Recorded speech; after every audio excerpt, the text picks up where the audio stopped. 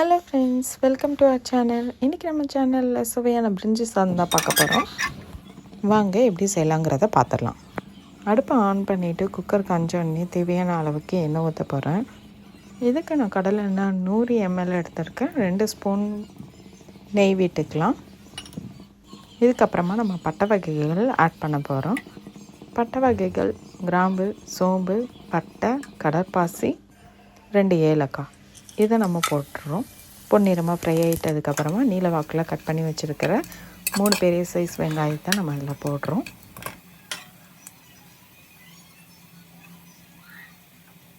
காரத்துக்கு நான் 2 பச்சை மிளகாய் எடுத்திருக்கேன்.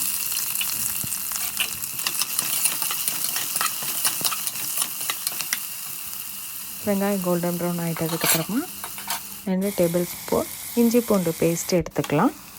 இஞ்சி பூண்டு பேஸ்ட்டை நல்லா வதங்கணும், பச்சை ஸ்மெல் போகணும். அதுக்கப்புறமா நம்ம கட் பண்ணி வச்சுக்கிற தக்காளியை ஆட் பண்ணிக்கலாம். தக்காளி பழமாக இருக்கணும். ஒரு பெரிய சைஸ் தக்காளி 3 எடுத்துக்கலாம். இந்த சைட் நம்ம புதினாவை ஊற போட்டு வச்சுக்கலாம் தண்ணியில். கோல்டன் ப்ரௌன் ஆகிடுச்சு. இப்போ தக்காளி ஆட் பண்ணிக்கலாம். தக்காளி நல்லா பேஸ்ட்டு பதத்துக்கு வரணும். அதுக்கு நம்ம உப்பு போட்டுக்கலாம் தேவையான அளவுக்கு.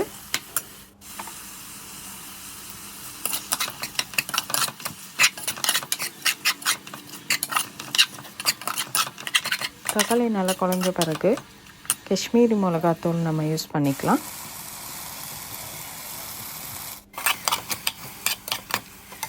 உங்கள் தேவைக்கேற்ப நீங்கள் யூஸ் பண்ணிக்கோங்க. ஏன்னா நான் இதில் 2 பச்சை மிளகாய் யூஸ் பண்ணியிருக்கேன், அதனால் நான் கொஞ்சமாக ஆட் பண்ணியிருக்கேன்.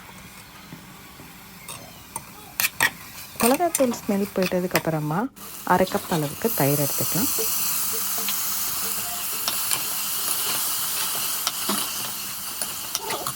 இதுலேயும் நல்லா எண்ணெய் பிரிஞ்சு வரணும்.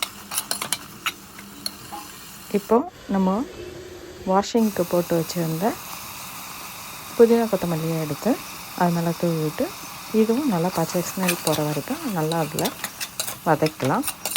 இதில் நல்லா ஃப்ளேவர் இறங்கணும். இந்த பிரிஞ்சி சாதத்துக்கு நான் பட்டாணி 100 கிராம், கேரட் அண்ட் பீன்ஸும் 100 கிராம் எடுத்திருக்கேன். இதை நல்லா அதில் போட்டு கலந்து விட்டுக்கலாம்.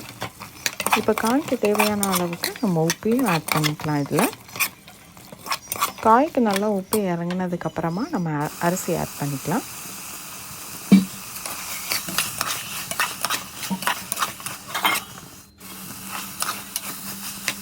இதுலேயும் கொஞ்சம் எண்ணெய் பிரிஞ்சு வந்திருக்கு பாருங்கள்.